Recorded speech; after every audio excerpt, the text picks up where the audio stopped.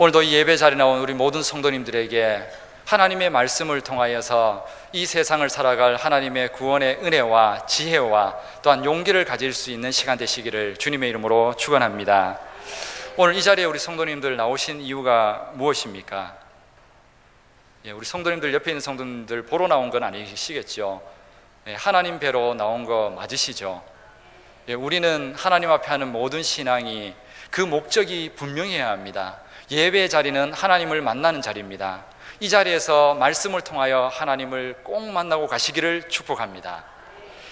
요즘 시대는 우리가 관심을 가져야 할, 정작 진짜 관심을 가져야 할 때보다 관심을 가지지 않아도 되는데 관심을 가지는 경우가 우리가 너무 많습니다. 각 나라별로 교통사고가 일어나는 반응이 좀 다르다고 합니다. 물론 다 똑같은 건 아닌데 특징이 그렇다고 합니다. 미국에서 교통사고가 나면은 가장 먼저 누가 달려온지 아십니까? 영화를 보면은 사고 딱 나면은 제일 먼저 뭐가 나타납니까? 오토바이 딱 타고 교통경찰관이 제일 먼저 딱 나타나가지고 정리 딱 합니다. 그리고 사람 다쳤는지 확인하고 빨리 응급조치하지요. 교통경찰관이 정말 빠르게 도착합니다. 일본에서 교통사고가 딱 나면 제일 먼저 누가 도착할까요? 일본에는 보험사가 제일 먼저 도착합니다. 보험 처리하는 분들이 그 기똥차게 알고 찾아와서 사람 잘 해가지고 빨리 보내버립니다. 사람 귀하게 여기죠. 한국에서는 교통사고 나면 제일 먼저 누가 달려옵니까? 다 알고 계십니다. 레카차가 제일 먼저 달려옵니다. 어디서 나타나는지 막 수십 대가 나타납니다. 그리고 나서 차만 쏙 가지고 사람 놔두고 사라져 버립니다. 이게 한국의 특징이라고 부릅니다.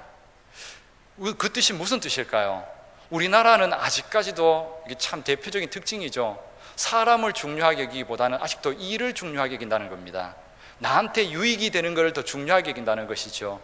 정작 중요하게 여겨야 될 우리 사람을 귀하게 여기지 않으니까 자꾸 문제가 생기는 겁니다.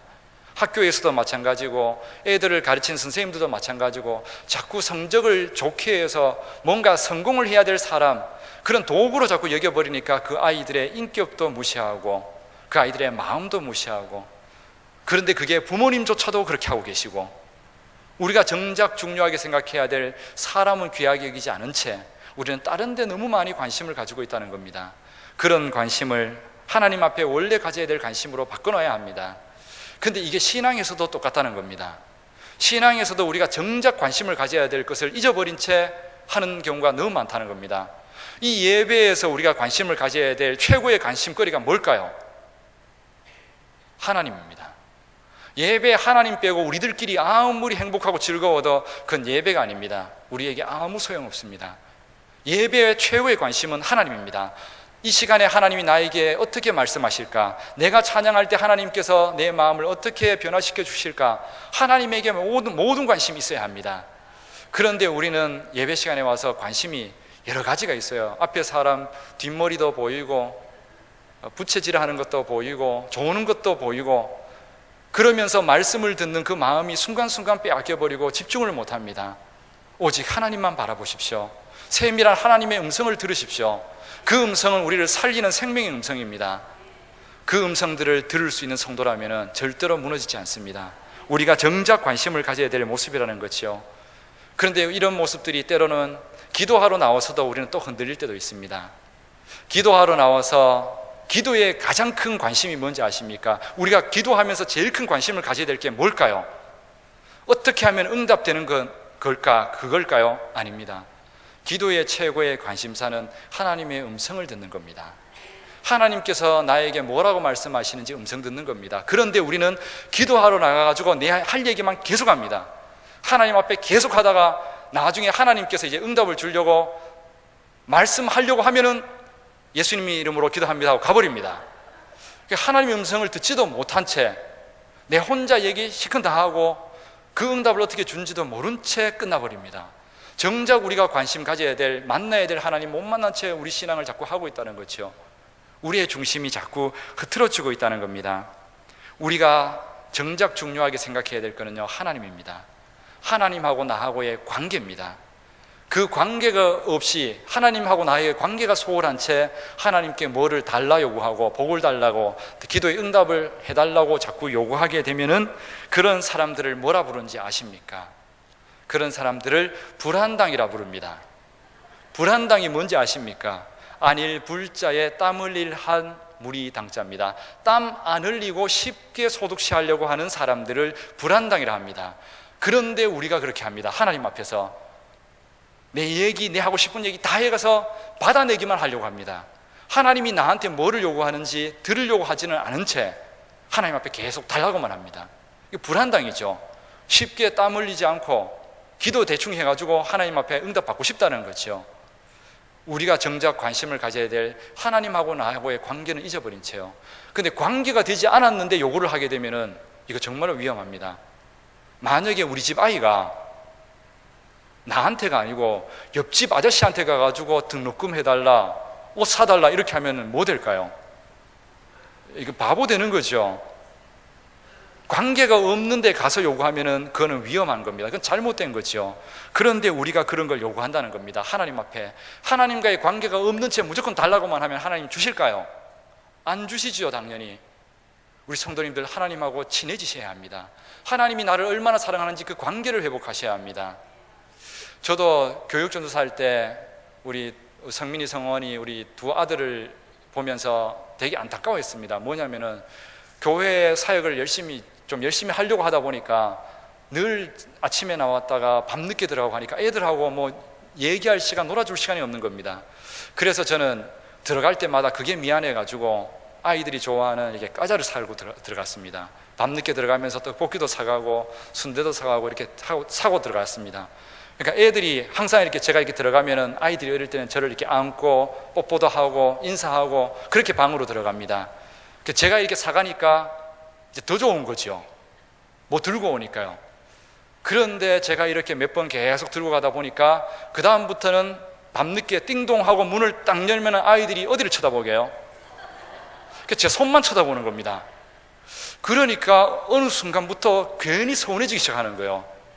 그러면서 저한테 뽀뽀를 하는데도 그 뽀뽀가 빨리 음식을 먹기 위한 지나가는 형식이 되어버린 거예요. 빨리 뽀뽀하고 막 그 봉지를 빼앗는 거예요. 그러니까 마음속에서 이놈들 내가 사주기 싫다 이런 마음이 드는 거예요. 제가 이 얘기를 왜 하는지 아십니까? 우리가 하나님과의 관계가 되어 있지 않은 채 하나님한테 자꾸 응답해달라, 도와달라 하면 하나님이 이런 괘씸한 놈들 내하고 무슨 관계라고 자꾸 달라 하냐고 이렇게 된다는 겁니다. 그런데 하나님과의 관계만 되어 있으면 어떻게 될까요? 그 하나님이 나의 아버지가 되시고 그 하나님이 나를 자녀라 부르기만 한다면은 내가 눈빛만 이상해도 아버지는 다 알고 있습니다. 뭐가 걱정이냐고, 그래 내가 도와줄게 말해보라고. 그때부터 대화가 이루어지고 그때부터 하나님께서 필요한 거 채워주시는 거죠. 그런데 우리는 그 관계에 너무 소홀한 채 우리의 신앙이, 우리 한국인들은 참 열심은 있어요. 그래서 야곱처럼 야복강에서처럼 무조건 막 매달리고 떼쓰고 응답할 때까지 뭐 하나님의 보좌를 막 움직여야 된다고 농담처럼 우리 한국인들 때문에 그런 예화도 들었습니다. 예수님께서 공생에 왜 3년만 하시고 그렇게 일찍 천국으로 가셨냐고 그 이유를 아십니까? 예수님이 목수시거든요. 나무 잘 고치거든요. 근데 예수님이 천국에 빨리 그렇게 올라간 이유가 한국 사람들이 뭐 하나님의 보호자를 움직여야 된다 그래가지고 맨날 기도하면서 보호자를 막 움직여가지고 보호자가 이렇게 나중에 꺾어져가지고 다리가 꺾어져서 하나님이 못 앉아 계셔가지고 예수님이 빨리 올라가서 수리해야 된다고 올라가셨답니다. 우리 한국인들 때문에 나온 이야기입니다. 왜 우리는 하나님 앞에 그렇게 열심만 가지고 하려고 할까요? 신앙은 열심만 가지고 하는 게 아닙니다. 신앙은요 바르게 해야 합니다. 바른 관계를 가지고 하나님하고 하시면은요 하나님이 알아서 책임져 주십니다. 이런 하나님과의 관계가 회복되기를 축복합니다. 가장 먼저 하나님이 어떤 분인지, 그분이 내게 어떤 분인지 그 관계를 먼저 회복하십시오. 그렇다면 우리가 하나님과의 관계가 어떠냐를 가장 먼저 확인하는 방법이 뭘까요? 사람들이 서로 관계가 좋다 나쁘다 이걸 확인하는 방법이 뭘까요? 여러 가지가 있는데 그 중에 가장 대표적인 게 뭐냐면 그 사람을 부르는 호칭을 보면 압니다. 그 부르는 이름, 호칭을 보면 그 사람의 두 사람의 관계가 어떤 건지를 압니다. 아버지는 아무 아들에게나 자기 보고 아버지라 부르라고 말하지 않습니다. 자기 아들에게만 하죠. 그리고 그 아들은 자기 아버지에게만 아빠라고 부릅니다. 이런 아빠라는 호칭은 자기 아들에게만 하는 겁니다. 만약에 옆집 아이가 저한테 찾아와가지고 아빠 하면 저 깜짝 놀랍니다. 큰일 나죠, 그렇게 하면요. 그 호칭을 보면은 그 사람의 관계가 뭔지를 우리는 알 수 있습니다. 우리 성도님들, 하나님을 뭐라고 부르십니까? 아버지라고 부르고 계십니까? 그 관계 회복하셔야 합니다. 예수님께서 주기도를 통하여 가르쳐 주신 하나님에 대한 호칭, 하나님 아버지라 했습니다. 아빠 아버지라는 그 고백을 잃지 마십시오. 그 관계 속에서 하나님이 우리에게 어떤 분인지, 그리고 내가 하나님에게 어떤 자인지를 회복하게 되는 것입니다. 그 이름이 분명해야 합니다. 저는 목회자라는 이름을 가졌습니다. 주님 앞에 소명을 받고 신학교를 가서 안수를 받고 목회자라는 이름을 가졌습니다. 그 이후부터 저는 교회와 성도님들과의 관계가 뗄 수가 없습니다. 왜냐하면 목회자라는 이름을 하나님께서 주셨기 때문에 그렇습니다. 그 이름 때문에 성도님들을 위하여 기도하게 되고, 성도님들이 한밤중이라도 찾으면은 찾아가야 하고, 장례가 생겨도 찾아가고, 슬픈 일이 있어도 찾아가야 되고, 기쁜 일이 있어도 함께 찾아가야 합니다. 왜냐하면 성도님들은 저를 목회자로 부르고, 우리 교역자들을 목회자로 부르고, 또 목회자들은 우리 성도님들을 하나님이 맡겨주신 성도로 부르기 때문에, 그 이름 때문에, 그 호칭 때문에 그 관계가 형성이 된 겁니다. 우리는 이 이름 속에서 우리에게 주신 이 좋은 관계들을 잃지 마십시오. 목사님들을, 목회자들을 목사님으로 부르시고, 또 저희들은 우리 성도님들을 성도님으로 형제자매로 부르면서 그렇게 하나님의 나라를 함께 만들어갈 수 있는 우리 교회 될 수 있기를 바랍니다.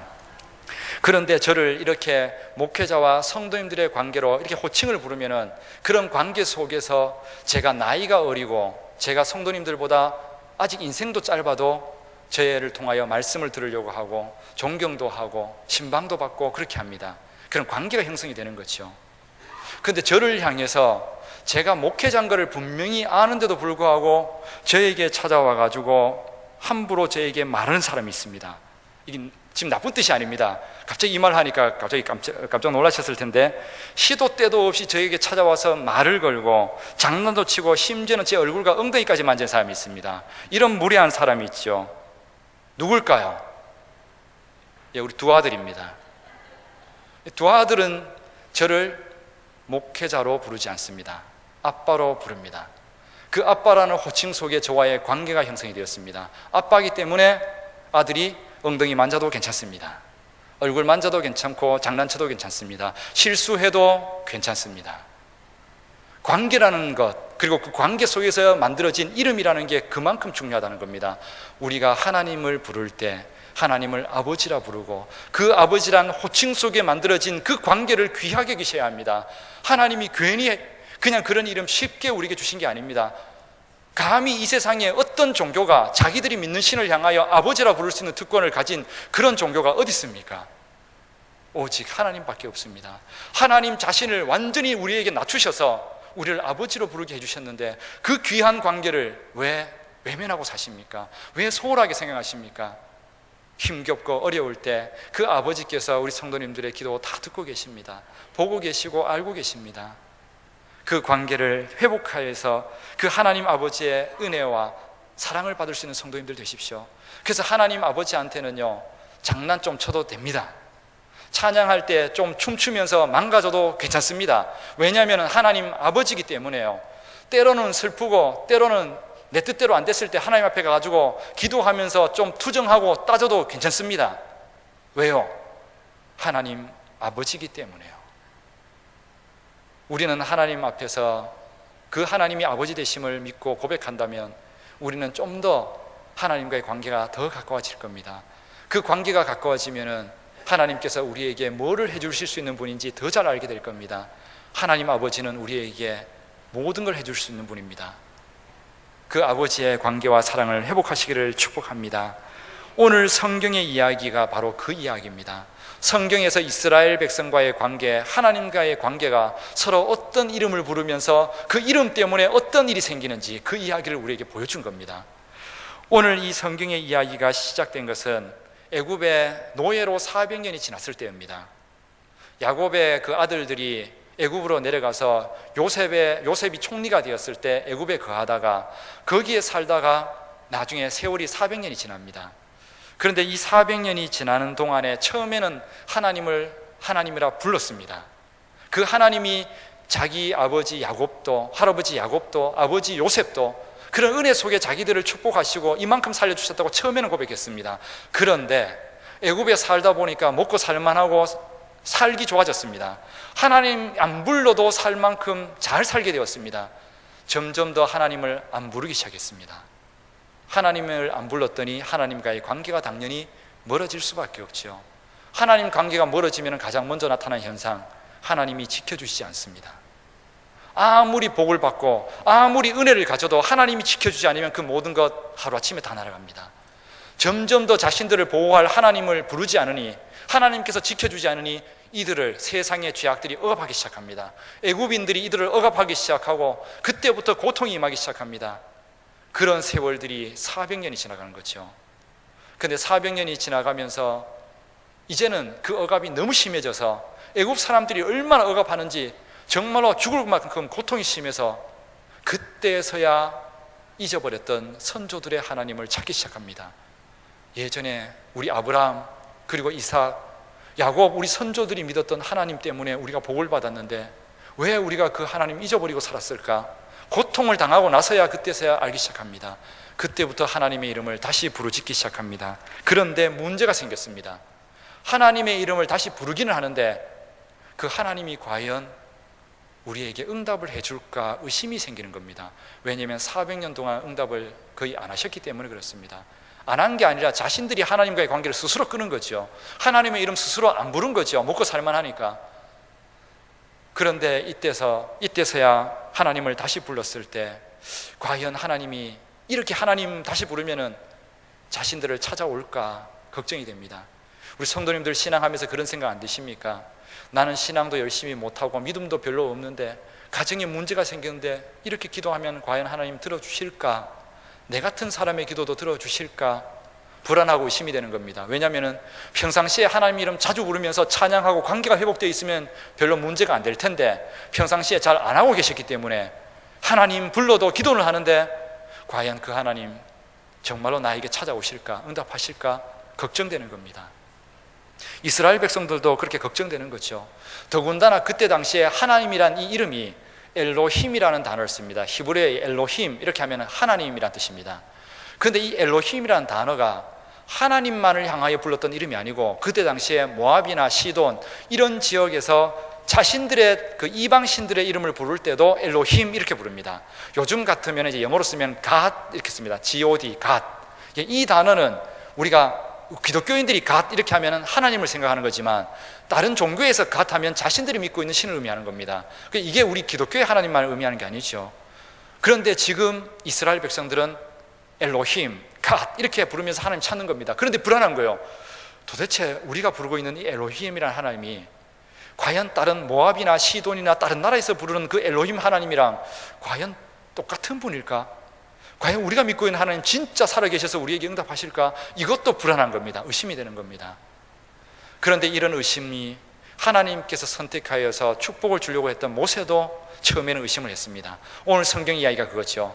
하나님께서 너를 통하여 내가 해방도 시켜주고 너 그렇게 아파했던 고통도 내가 해결해주고 응답해주겠다 이렇게 얘기를 했더니 당신이 도대체 누구시냐고, 엘로힘이라고 우리는 그 선조들이 그렇게 불렀는데 그 엘로힘이 도대체 어떤 하나님이냐고, 어떤 신이냐고 이제 불안한 겁니다. 거기에 대해서 오늘 하나님께서 자신의 이름을 가르쳐 주셨습니다. 이게 얼마나 놀라운 일인지 모릅니다. 성경에서 하나님 자신의 이름을 처음으로 가르쳐준 오늘 성경 이야기가 바로 그 이야기입니다. 정말로 위대한 이야기죠. 그 위대하신 하나님이 자기 이름 가르쳐줬다는 거예요. 우리 어른들 이름 부를 때도 이름 함부로 안 부릅니다. 이름 부를 때 무자, 무슨 자 이렇게 부르잖아요. 그것처럼 감히 하나님의 이름을 사람이 부른다는 건 상상도 할 수 없었습니다. 그런데 부를 수 있는 그 하나님의 이름을 오늘 성경에서 우리에게 가르쳐 주셨습니다. 13절에 모세가 묻습니다. 하나님, 우리 백성들이 하나님이 과연 응답한다는 걸 어떻게 믿습니까? 도대체 우리가 믿고 불러야 될 그 하나님이 도대체 어떤 하나님입니까? 물었더니 14절에 이렇게 말씀합니다. 14절 말씀을 함께 읽겠습니다. 하나님이 모세에게 이르시되 나는 스스로 있는 자이니라 또 이르시되 너는 이스라엘 자손에게 이같이 이르기를 스스로 있는 자가 나를 너희에게 보내셨다 하라. 아멘. 모세가 이스라엘 백성들이 도대체 우리를 구원해 줄, 지금 내 기도를 듣고 응답해 줄 도대체 그 하나님 엘로힘이 도대체 어떤 분이십니까? 물었더니 하나님께서 자신의 이름을 가르쳐 줬는데 이렇게 가르쳐 줍니다. 스스로 있는 자, 스스로 있는 자가 너희를 보냈다. 스스로 있는 자, 이 단어는 좀 이상하지 않습니까? 이건 이름이 아니지 않습니까? 그런데 스스로 있는 자가 보냈다 이렇게 되어 있습니다. 그런데 이 스스로 있는 자라는 단어를 히브리어로 똑같이 옮긴 한 단어가 있습니다. 그 단어가 15절에 나옵니다. 15절 말씀을 함께 읽겠습니다. 하나님이 또 모세에게 이르시되 너는 이스라엘 자손에게 이같이 이르기를 너희 조상의 하나님 여호와 곧 아브라함의 하나님, 이삭의 하나님, 야곱의 하나님께서 나를 너희에게 보내셨다 하라. 이는 나의 영원한 이름이요 대대로 기억할 나의 칭언이라. 아멘. 나는 스스로 있다, 나는 존재한다, 이 뜻을요 명사로 옮겨 놓으면 그 단어가 뭐가 되냐면 바로 여호와라는 뜻입니다. 여호와라는 이름이 바로 하나님의 이름인데, 그 하나님의 여호와라는 뜻 자체 뜻이 뭐냐면은 스스로 있는 자, 존재하는 자, 이런 뜻입니다. 이것이 무슨 뜻일까요? 이 이름을 통하여서 우리가 하나님을 부를 때 하나님과의 관계가 어떠한지를 가르쳐 주신 겁니다.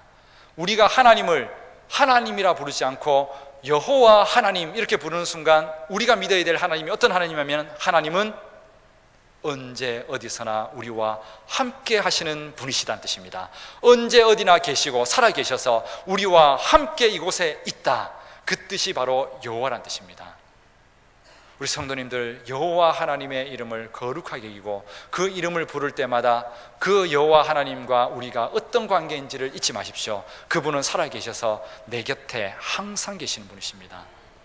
내가 아침에 눈을 뜰 때에도, 머리를 감을 때에도, 밥 먹을 때에도, 잠잘 때에도 나와 함께 계시는, 나는 어디든지 스스로 존재해서 너희들과 함께 있다, 여호와다, 이렇게 말씀하셨습니다. 그 여호와란 이름을 부를 때마다 우리는 하나님이 어떤 분인지를 우리는 생각하게 된다는 겁니다.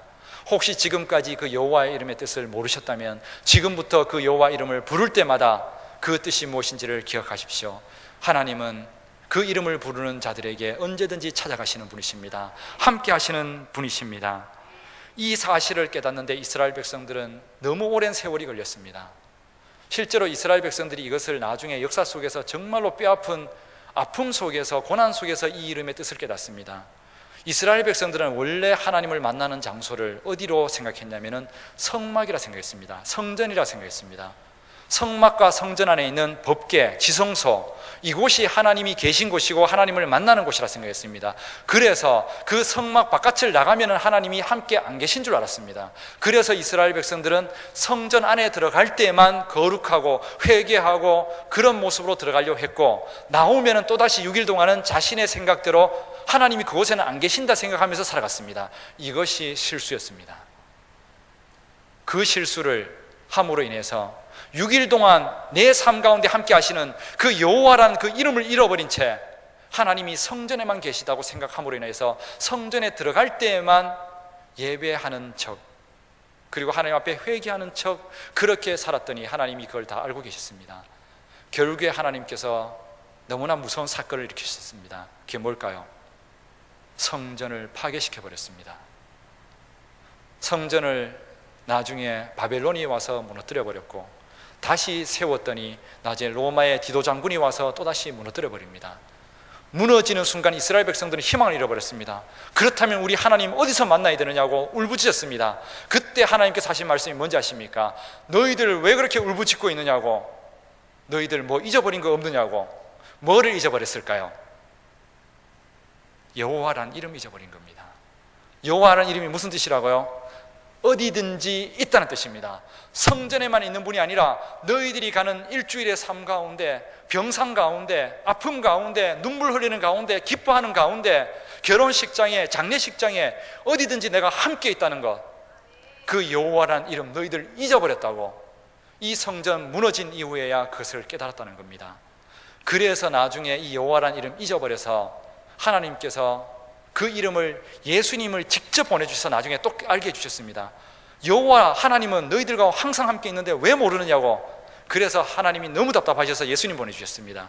예수님을 직접 보내주셔서 예수님이 직접 눈앞에서 고쳐주시고 직접 죽은 자 살리고 이렇게 하면서 하나님이 너희들과 함께 있는 걸 예수님을 통해 보라고 말씀하셨습니다. 그런데 그 예수님의 또 다른 이름이 뭔지 아십니까?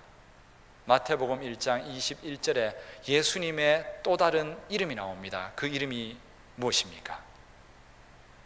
예, 맞습니다. 임마누엘이라 되어 있습니다. 예수님의 또 다른 이름은 임마누엘입니다. 그런데 임마누엘의 뜻이 뭐라고 되어 있습니까? 하나님이 우리와 함께 하신다는 뜻입니다. 임마누엘의 이름이 신약의 예수님께 와서는 임마누엘이지만 그것은 이미 구약 때부터 세상이 창조할 때부터 있었던 여호와라는 이름입니다. 그 사실을 잃어버리지 말라는 겁니다. 오늘 이 말씀을 통하여 오늘 이 예배에 온 성도님들에게 하나님 다시 말씀합니다. 너희들이 믿고 있는, 우리 성도님들이 믿고 있는 하나님은 여호와 하나님이라고. 우리 성도님들이 있는 모든 삶 속에서 함께 하시는, 어디든지 존재하시는, 숨쉬고 호흡하는 모든 곳에 함께 하시는 분이라고. 그 여호와 하나님, 임마누엘의 하나님 잊어버리지 말라고 이 말씀 다시 주셨습니다. 우리 성도님들 절망하지 마십시오. 혼자라고 생각하지 마십시오. 기도하고 있는데 아무것도 보이지 않고 들리지 않는다 하여서 하나님이 내 기도 안 듣고 있다고 말하지 마십시오. 내 영혼이 어두워졌고 내 믿음의 눈이 가려져서 하나님 안 보일 뿐이지 여호와 하나님은 여전히 여호와 하나님이십니다. 임마누엘의 주님은 여전히 임마누엘의 주님이십니다. 그 주님께서 우리 성도님들과 지금도 여전히 함께하고 계십니다. 그 능력과 은혜를 날마다 고백하고 믿으며 살아가시는 성도님들 되시기를 축복합니다.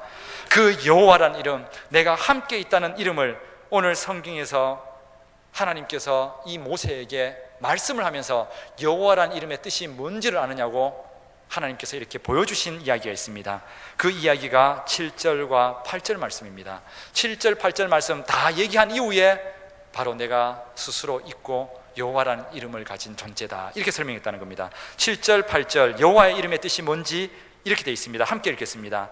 여호와께서 이르시되 내가 애굽에 있는 내 백성의 고통을 분명히 보고 그들이 그들의 감독자로 말미암아 부르짖음을 듣고 그 근심을 알고 내가 내려가서 그들을 애굽인의 손에서 건져내고 그들을 그 땅에서 인도하여 아름답고 광대한 땅, 젖과 꿀이 흐르는 땅, 곧 가나안 족속, 헷 족속, 아모리 족속, 브리스 족속, 휘 족속, 여부스 족속의 지방에 데려가려 하노라. 아멘.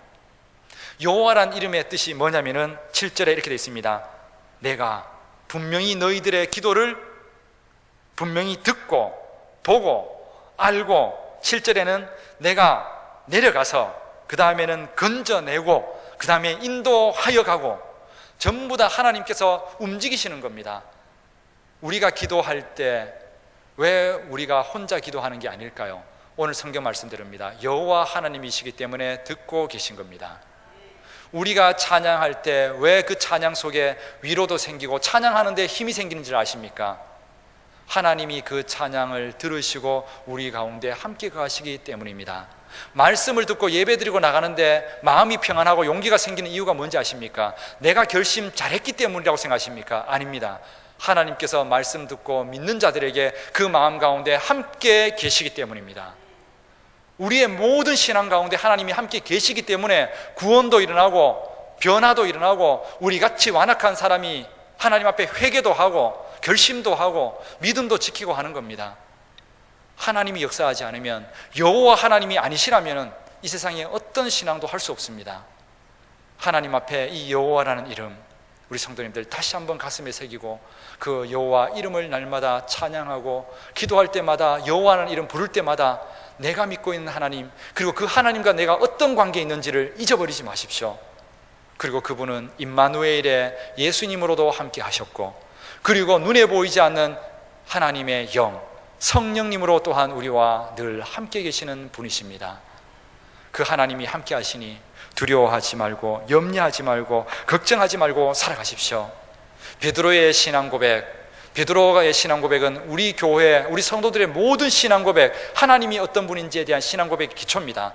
마태복음 16장 16절에 베드로의 신앙 고백, 주님은 어떤 분이라고 고백했습니까? 같이 고백하겠습니다. 주는 그리스도시요 살아계신 하나님의 아들이십니다. 아멘. 살아계신 하나님의 아들이십니다. 우리가 믿고 있는 하나님, 여호와 하나님은 살아계신 분이십니다. 우리 성도님들 기도 듣고 계시고 또 말씀도 하시고 함께 손도 잡으시고 함께 마음을 어루만져 주시기도 하고 때로는 옆에서 함께 웃으시기도 하는 우리 모든 삶을 함께 하시는 여호와 하나님이십니다. 이번 한 주 동안 우리의 삶 가운데 함께 하시는 여호와 하나님, 임마누엘의 예수님, 우리에게 영으로 함께 계시는 성령님, 그 이름을 날마다 부를 때마다 우리는 결코 연약한 자가 아니고 우리는 결코 혼자 있는 자가 아니고 우리와 하나님 늘 함께 있는 사랑받는 하나님의 자녀라는 사실을 잊지 마시고 이번 한 주 동안 세상 사람들 위로 못 받아도 괜찮습니다. 나를 위로해 주는 사람 이 세상에 아무도 없어도 괜찮습니다. 하나님 아버지께서 우리 성도님들 늘 찾아가셔서 위로해 주십니다. 그 음성 듣고 이겨내십시오. 그리고 이 세상에 외롭고 힘들었던 거 나중에 천국에 가서 예수님 품 안에 안겨서 그 안에서 눈물 흘리면서 주님 저 잘했지요. 세상 사람들 그렇게 하나님 없다 그랬지만 저는 여호와 하나님, 하나님이 언제나 함께 계신 줄 알고 저 외롭지만 신앙 지켰습니다. 저 힘들었지만 믿음 지켰습니다. 그때 나중에 주님한테 천국에 올라가서 그때 가서 우시고 그때 주님과 함께 회포를 푸십시오. 이 세상에 여호와 하나님의 그 이름 붙들고 우리와 함께 하시는 하나님과 함께 우리 모든 성도님들 늘 승리하며 은혜 가운데 당당하게 살아가는 우리 성도님들 되시기를 주님의 이름으로 축원합니다.